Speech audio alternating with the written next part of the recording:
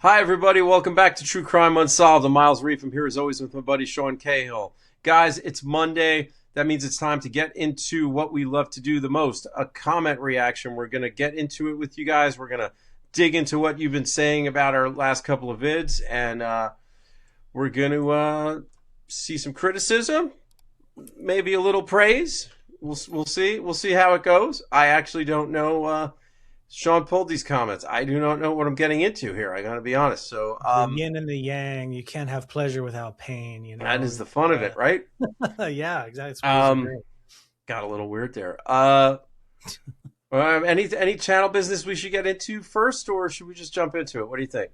I think we should jump in. I mean, I guess we could just let everybody know most of these are going to be about our Fauna Frey episode, which was our last drop. But there are a couple about Liam Toman and just some general channel comments coming up. So stick around. Thank you guys, as always, for watching and giving us your thoughts. We really enjoy reading through it and turning our thoughts back to you.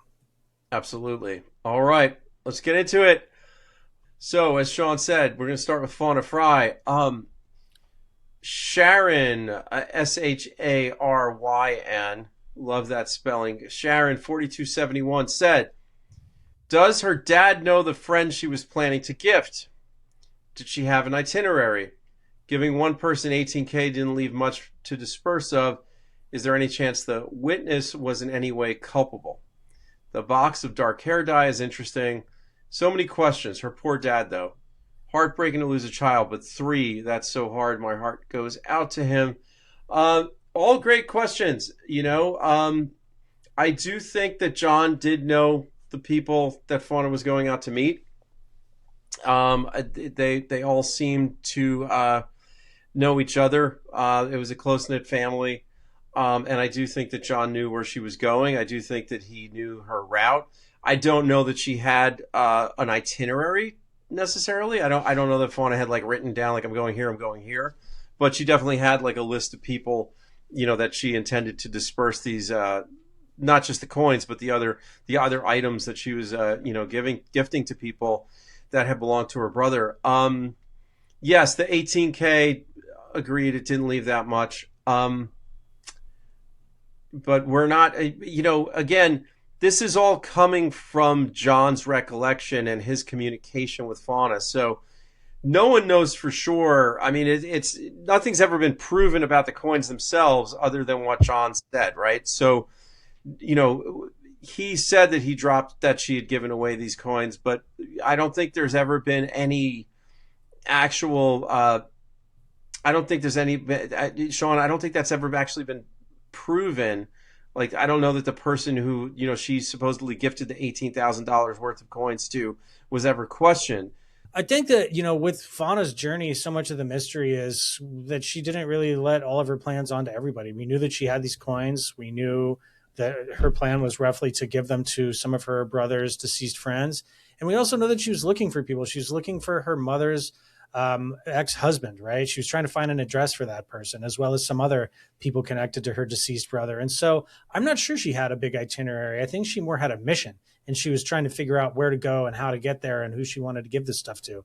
As far Yeah. as the coins, $18,000 worth of coins being left with one person doesn't leave a lot left from the original 25K. But you also have to remember there was like 763, I think it was, of these silver coins. And so a person who might have been robbing her wouldn't necessarily know how much it was worth. They would just see a lot of silver bullion and want it, right? And then later, I guess they would count it out and figure out its worth. But presumably, a couple $1,000s in loose silver coins would still look like valuables, right? If somebody wanted to take them.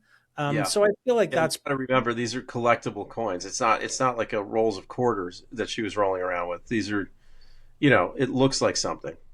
right. And it's also not $100 bills where you could easily look and say, oh, that's $500. That's $2,000. It's coins that have a different worth than what's just on the face of them, right? These are silver coins that you have to take to somebody and they'll tell you what they're worth. So if I'm a thief and I'm opportunistically just seeing a bag of silver, I don't think it matters whether it's 18,000, 25,000, 6,000. Like, I'm just going to take it if that's the kind of person that I am. So that's my read of it anyway. I mean, I'm not saying that's for sure what happened, but if we're going down the robbery route, I just think it was a crime of opportunity, and the value, yeah, it's not as much as she had when she set out on the trip, but certainly maybe worth stealing to the right scumbag who would want to Yeah. take something like that from somebody. Yeah, no, it's a great point. The box of hair dye is very interesting. It really stood out to me too. Like, Hmm. was she planning to change the way she looked? Was there something else going on here with Fauna, which speaks to the idea that like maybe she's still out there, right? And this was a sort of voluntary disappearance. And yes, our hearts do go out to John. Incredibly tragic story, and probably why he hasn't had it in him to come on camera with us and talk about it, even though we have talked to him behind the scenes. So yeah, all of our hearts go out to him, and maybe someday he'll sit down with us and actually speak directly to you guys. Sean, you want to take this next one? Sure. This is from our old friend Chino Too Sweet. Hello, Chino. So Chino says, "How are you guys? It's been a while. I agree with you guys about ditching the car." This is also in regard to Fauna Frey. "I'm wondering if anyone noticed if the seat was pushed back when the car was found.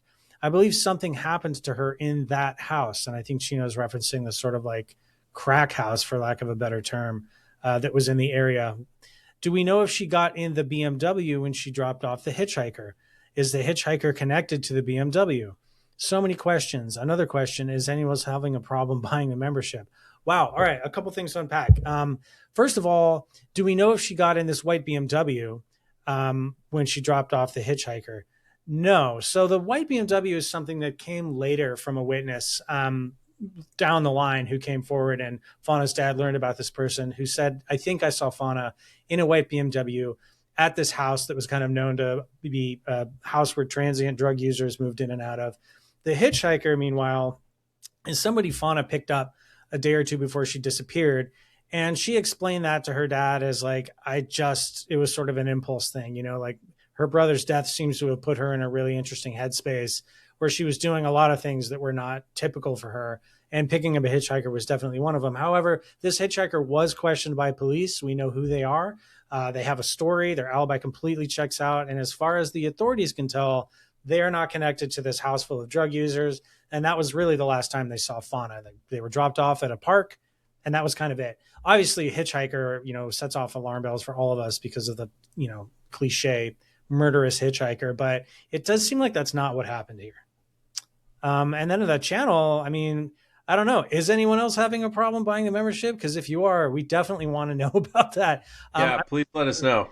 Yeah, and Chino, maybe you could send us an email or a message and let us know like what exactly the issue is, and we can try Yeah, to. take a screen grab, like if they gave you like some sort of like alert message or something, and maybe we can get into that. Yeah, because we have members and we haven't heard anybody else having issues. So if it's going on, we definitely want Yeah, to fix yeah, we want you back, Chino. We want you back. Speaking of members, KG Penguin's back. it. Hey Love it. guys, I'm not too sure I buy the fact that Fauna was in that white BMW. It could have been a case of mistaken identity. However, I do think she gave the wrong person a ride or was hanging out with the wrong people. I'm curious if this shoe was a male or a female shoe. She may have been too trusting and trusted the wrong person with nefarious intentions. Whether it was robbery or something more sinister, I also feel like whoever parked her car there definitely knew the area well.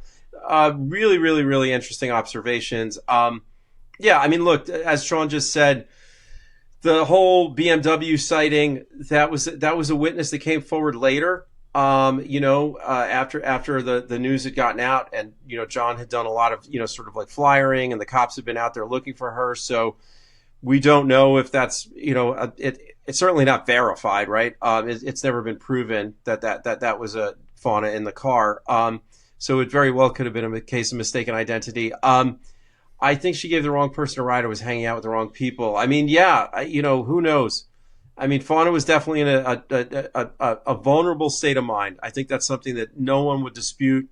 I don't think that's anything anyone would argue at this point. She was definitely like in mourning. She had this double hit, of people dying around her. Finding her brother's body in the house and everything. And then taking it upon herself to like go out on this mission and bequeath his belongings to her friends, to his friends. I don't think there's any denying that Fauna was in a vulnerable state of mind, and that she was in a position where she may have been taken advantage of by the wrong people. Absolutely agree with that. I'm curious if the shoe is a male or female shoe. I'm pretty sure it was a female shoe. It was just not her size. she may have been too trusting and trusting. Yeah, again, agreed. Quite possible if it was a robbery or, maybe something more sinister. And yeah, parking the car there, that somebody knew the area well. I totally agree. I think Fauna's car was parked there intentionally. I think that, the way that it was found with, the windows rolled up and everything, and, it had been put there on purpose. I totally agree with that. Yeah, I mean, there's a couple things here that I think are really interesting, KG. And I want to say I've been thinking about those shoes since we filmed that episode and what that could be about. And it actually, to me, there might be a connection to the hitchhiker, not because that person has anything to do with it, but looking at like what Fauna was doing while she was out on this weird adventure. She's picking up hitchhikers. She's trying to help people. She's in a weird mindset where she's almost like a little more altruistic and risk taking than normal. And it makes me wonder, her being seen potentially at that house in somebody else's car, did she run into somebody else who looked like they needed help? Maybe some person associated with that house. Did she try to buy somebody clothing like people do for, people on the streets sometimes? You'll buy them a meal, get them a pair of shoes. Like, I wonder if there's something along those lines that in these hours where her movements are unaccounted for and we don't know what she's up to, is she doing something else that's kind of like adjacent to picking up a hitchhiker? Is she trying to help somebody that she met? Maybe at one of these gas stations she's at. Maybe she picked up another hitchhiker and they wanted to go back there and she met them. And I don't know, like there's part of me that thinks her headspace was so different than normal that she was taking actions she wouldn't normally have taken. And maybe through that, somehow she wound up meeting the wrong crowd of people, tried to do something nice for them. And they noticed that she had valuables on her. And from there, things took a turn, right? That's possible. I'm not saying I know that's what happened, but it would sort of account for a lot of these odd pieces of the puzzle that don't make a lot of sense, right? I mean, I still can't account for that Lion King VHS in the front seat. Like, there's just stuff that was going on with her that's really hard to understand. And a lot of it probably has nothing to do with her disappearance, but somewhere something does, right? I mean, I think a lot of it has to do with her state of mind at the time, and what she was dealing with the trauma of finding her brother in the house. And again, I think that put her in a position, and then she's out on the road mixing with who knows who in these weird places. There's something around that connection, of the vulnerability that she was in and whoever she ran into, and someone taking advantage of that. Mm-hmm. Yeah. It's all very unusual. The other thing you said, Casey, that I really agree with is that whoever put her car there probably knew the area really well, because it's in such an off the beaten path, dead end of a trail that's forked off of another obscure trail. Like, someone had probably been there before and realized that's a place no one's ever going to go. And if we hide, a car there, it's going to take a while before someone stumbles across it. So maybe that was Fauna. Maybe she was the one that put her car there because she wanted to disappear. Or, in my opinion, more likely, something bad happened to her and a person local to the area put the car there to sort of throw everybody off the track for as long as possible. Well, they dealt with cleaning up and getting away with stealing these coins from her. That's what I really think happened. But and this is just one of those cases where I feel like that kind of speculation is not really as dangerous as it is in other cases. This one, I think everybody kind of looks at it and thinks, that's hard to ignore, Yep. You want to take this next one? Sure. Another favorite, Ruru. Hello, Ruru. So Ruru says, foul play. Whoever did this might not have thought it through enough to realize that they'd have a hard time cashing in that silver. Criminals are not the smartest people. They simply saw it and wanted it. Yeah, man, I agree. I think that's pretty much where my mind goes too. It's possible that something completely different happened here and that the silver being missing is a red herring. But then that would also mean that Fauna's leather saddlebag that turned up at this crack house is also a red herring, which now these red herrings are starting to add up a little too much. I feel like that silver is clearly out there somewhere. Either Fauna has it or someone took it from her. I don't see any other options, right? So I think you're on the right track. Yeah, but I do think it's a good point. And it speaks to what you said earlier, Sean, about only what we say, only $7,000 worth of the silver coins being left. That's, for someone who doesn't know what they're worth, it doesn't matter. Like, they just see something and they want it. And especially if these are people that are involved with drugs, maybe they're tweaking out. They're not necessarily thinking things through. I've seen stranger things in cases where, people carjack people and then they end up like, burning the car and killing the owners because they realize they have to cover their tracks. And they thought it was going to be a way to get away from things, and they end up catching a murder charge off of it. So criminals do strange things, especially when they're being driven by the need for drugs. Hasmic R1Q says this kind of sounds like manic behavior / mixed episode. Yeah, or incredible trauma response from seeing your brother dead. Discovering your beloved brother dead in your house and not knowing how to manage that, which could, if you did have some history of mental health stuff, that could send you into, some sort of mixed episode for sure. I'm not saying that Fauna did have that history, but I understand what you're saying as far as like some of this behavior seems a bit irrational, and a bit, like she wasn't thinking about her safety. I think we can all agree on that. And I guess that's something I keep coming back to, is this vulnerable state of mind that she was in, this trauma that she had just suffered. And I think everyone's kind of trying to put a name on that. But maybe we can all just accept it. Like she was dealing with some shit, to put it lightly. And when I saw your comment, Hasmic, when you said this sounds like a manic behavior mixed episode, I thought you were talking about Miles and I. Like, you guys seem a little manic and mixed up. But then Miles explained that I think you're actually talking about Fauna. And through that lens, yeah, I agree with everything Miles just said. People in grief, I mean, this is one thing I've definitely learned in my career interviewing, family members who have had people murdered or go missing. I mean, people in grief do all kinds of unexpected things and react to it in ways that even they would never expect. It breaks something in you, and your way of dealing with that can be anything under the sun. Some people do things like this, they take a long road trip by themselves. They do stuff that is completely out of character for them. Like pick up hitchhikers, take a random trip somewhere. You don't know. And so trying to read the tea on like what Fauna was trying to do and what her headspace is important, but it's also in a way kind of a fool's errand, because she's in such a unique and vulnerable and broken part of her life and dealing with so much trauma that it's like, we're trying to look at her behavior as like, what would I do tomorrow if I got in my car? But it's different for us than it was for her.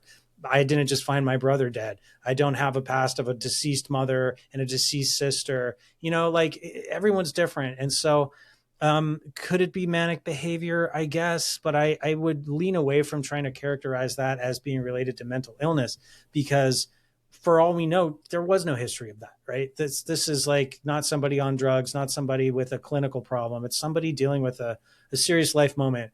Now, qualifying that, we don't know Fauna personally, right? We only know what her father has told us about her and what you can read online when you read the news stories about this. So it's possible that she was prone to weird, bouts of individualism where she would go out with no clothing on a road trip for weeks at a time. I mean, maybe she just did that all the time. But to us, from what we know, it looks like this was kind of a unique moment for her. That's all I can say about it. Yeah. I guess I should take this next one. Yeah. Oh, yeah, the Idea Place. Yeah. A font of usually really thought-provoking comments. I'm excited for this. So, I mean, they are a place of ideas. And they constantly give us ideas too. So let's see if it happens again. All right. Idea Place says, cashing in the silver is easy. Just go to a coin shop. There are no records of purchases, etc. If they were smart and only cashed them out a few at a time instead of all at once, it wouldn't draw attention, especially bullion coins are only worth the silver, not collectible. Did she have any history doing drugs?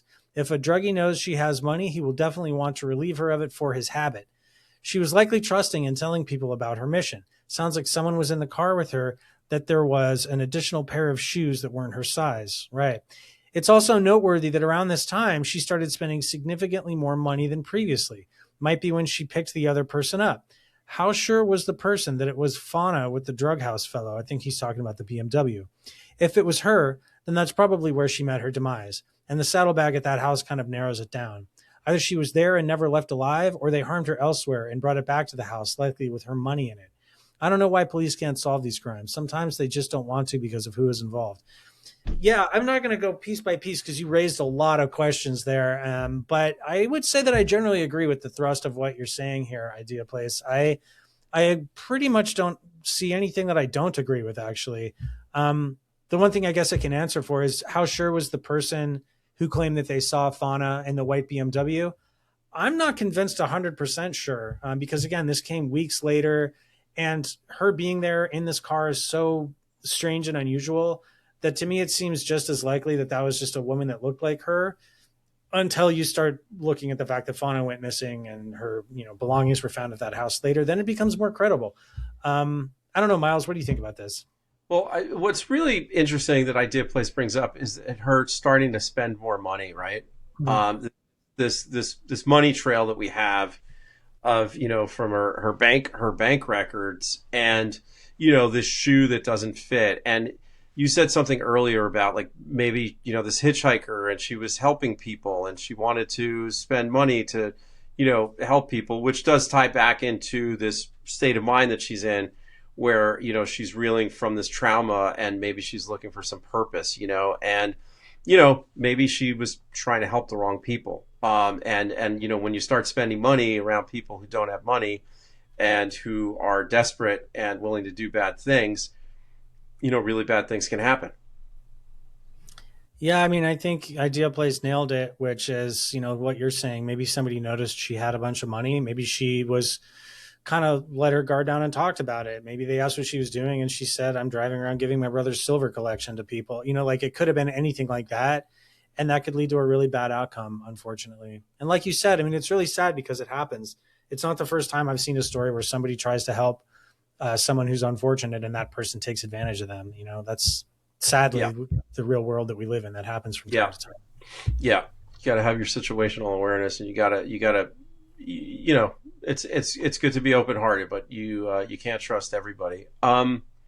Cindy MQ6PL says, I'm just a few minutes in and I'm devastated for Fauna. The tragedies she had to endure are insurmountable for most people.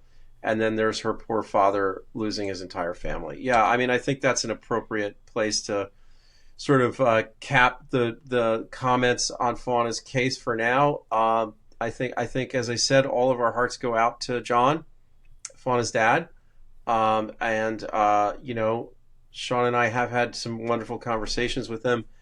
It's not to say that like he's a person who's not able to get out of bed and not live their life. I think he's carrying on, but yeah, just just a stack of tragedy. It's just a stack of tragedy. It's understandable why Fauna was, sort of searching for something to do, and perhaps in a strange state of mind that did put her in a vulnerable place. But all the more reason that her killers should be brought to justice if she was killed. Should we move on? I know we got a lot of comments recently about Liam Toman, actually. Yeah, a lot. It seems like that video maybe is getting shared elsewhere, or there's just a lot of interest in Liam's case, which is fantastic. I mean, that's like the mission here, right? So we're going to visit some of those comments now. I will say a lot of them had sort of retread things that we've already discussed, because some people are coming to that case, weeks after we've already talked about it and comment reacted to it. So we're going to try to find some newer things that we can discuss. So Bedevilers 7496, what a great name. I love when we see a good name.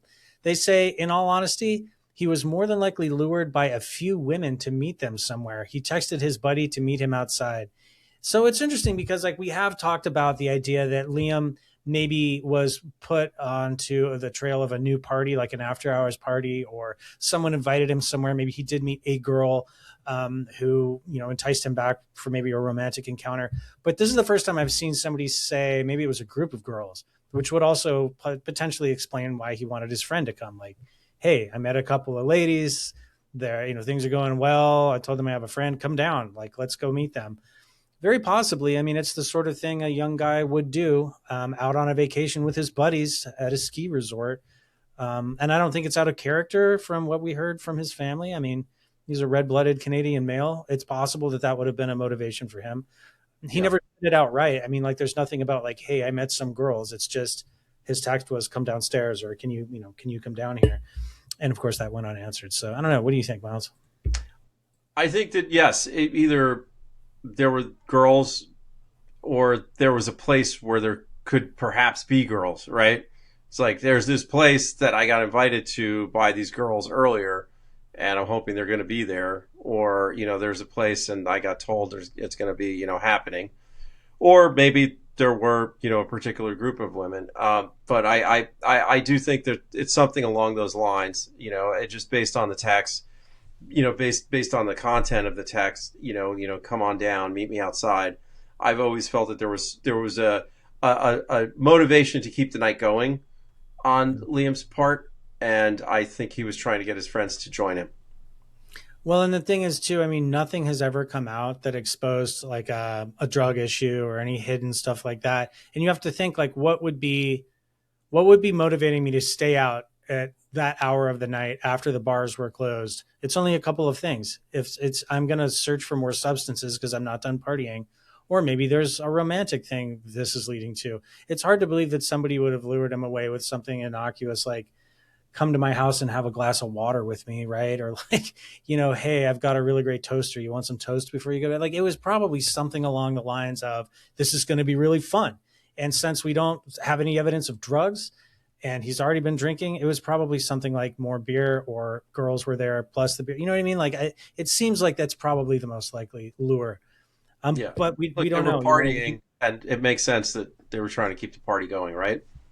That's exactly right. And look, we could all be surprised. We always want to be careful when we speculate about things. And obviously, we're not making light of the situation, but it was Yeah, a fun weekend. He was having fun. It stands to reason that he was trying to keep going and he wanted his friend to join him. That's what I think everybody that looks at this leans towards. yeah, absolutely. Stefan Hood one says, for me, the fact that his two friends' only action was calling him about 20 times on Sunday raises serious questions. Either they were trying to protect themselves by creating a record that they had called, they were incredibly irresponsible. How can you spend an entire day skiing without knowing where your friend is and simply assume that repeatedly calling him is enough? Something doesn't add up. If I had been in their position, there was no way I would have waited until Sunday night before taking further action. I would have been looking for him or alerting someone much sooner, and that just doesn't seem right. Um, I'm kind of torn on this. You're talking about young men. You know, um, so and it's hard for me to put myself back in that position. And think about how how much did I think about possibilities? Because I don't know that it's as much about loyalty as it is about trusting the world, right? And just sort of not thinking the worst, and sort of like assuming like, well, Liam's a fun guy and he always finds somewhere to go, and like he's probably going to come back with a great story, and maybe that had happened before, right? So it's hard for me. Look, I know that like the family's not happy about that. I think that's always been sort of part of the issue around this, is that they felt that the friends could have done more. They could have been more responsive. They could have alerted everybody earlier on.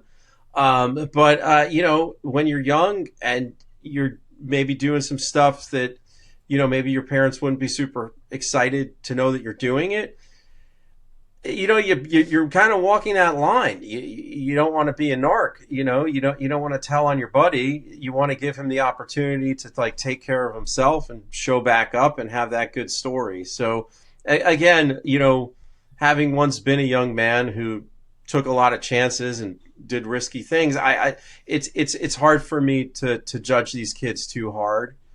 But I do understand where you're coming from, and I think that the adults in the room, and I know I should be the adult in the room at this point, but as far as like the parents who were responding to Liam's disappearance eventually, I feel like they leaned more towards what you're saying here, Stefan. But it's hard for me to judge these kids personally. Yeah, the first thing I thought when I read this comment was like, oh man, this is always tough waters for us to swim in because as we're still young guys, but these guys are younger than us. And I can, remember a lot of the bad decisions I made. Nothing ever like this, but I think that you're onto it, Miles. I mean, like far be it for me to put myself in their position, and I definitely don't want to defend what they did. And I do think they're going to live with this for the rest of their lives and wrestle with it. So I think they know that they didn't do enough. But at the time, you kind of mentioned it, like people trust the world when nothing that bad has happened to them before and they're only 20 years old. And what are the odds that on a ski trip where you're having fun and you guys are all out drinking and you can't get a hold of your friend, the next day, that it's really something like this? It happens a lot and the person winds up fine. This is the same reason police are usually so cautious about going nuclear on a missing persons case the minute it comes in, because most of the time people turn up and it's okay. The Liam Tomans of the world are the outliers. It's rare.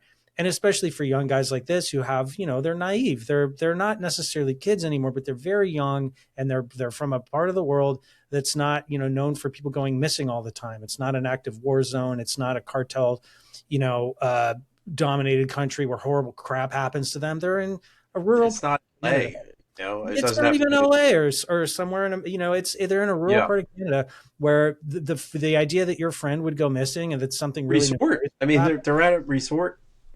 It's something that they would see in a movie, but they would not have any experience with in their real life. So without absolving them of their responsibility, because they are responsible for the way that they handled it, I think that they pushed this mentally as far down the road as they could before they got serious with it, because they just kept thinking he's going to turn up, is my guess. Agreed.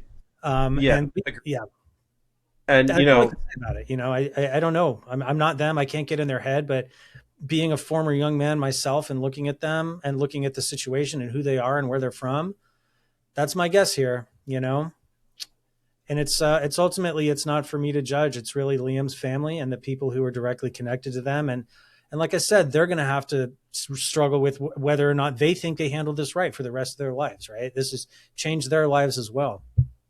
Absolutely. Yeah. I think we're just going to wrap this up with some sort of generic, interesting comments that we've got here. Lost Yogi 8712. Hi, Lost Yogi. We haven't seen you in a bit. Your channel is the only good channel on YouTube. You actually interview people linked to the cases you cover and not just sit there speculating. It really would be disappointing if you became the same as all the channels where you learn nothing new and just rehash the CR something P the media puts out. I was blown away by the info you got regarding Chance, and it was good to hear from Liz's parents. Anyway, just my opinion. So obviously this was in response to the poll that we put up, because we have started putting up some standalone episodes. And I just want to be super clear about that. We're only putting up standalone episodes for cases where we've already had contact with the family. Like Rico Harris, we've spoken to Rico's mom. With Fauna, we've spoken to John multiple times, and it's always been a case where the family is interested in the case getting coverage. They want the platform, but they just don't have it in them personally to get on camera. So please rest assured that we're not doing, the as Sean calls it, the Wikipedia article version of the channel where we're just going to start rehashing facts and churning out videos. That's not our intention. I think we were just asking if there was an appetite for stuff if we weren't able to get people on camera, even though we had access. So rest assured, you guys will see, there's an interview up right now that just went up last Friday. And we got a case breakdown coming this Friday that there's then going to be an interview associated with it next Friday and so on and so on. So, but Lost Yogi, I have to say, saying that our channel is the only good channel on YouTube is that's the most amazing compliment that we've ever gotten in our year on here. And thank you. It's a really, really, really, really wonderful thing to hear.